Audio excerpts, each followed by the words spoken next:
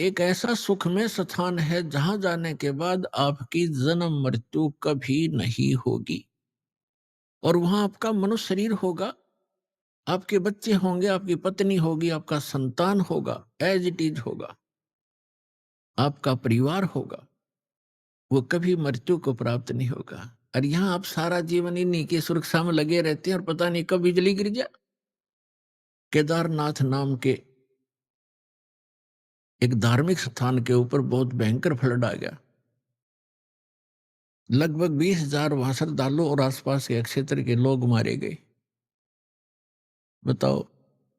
अब वो बेचारे अपने परिवार के लिए ही बैठे थे, मेरा बच्चा ऐसे हो जाए, मेरी बेटी ये बन जा, पुत्र अच्छा नौकर लग जा, नौकरी लग जा, ऐसे हो जा, धन बन जा। खाक बन गया यहाँ पर।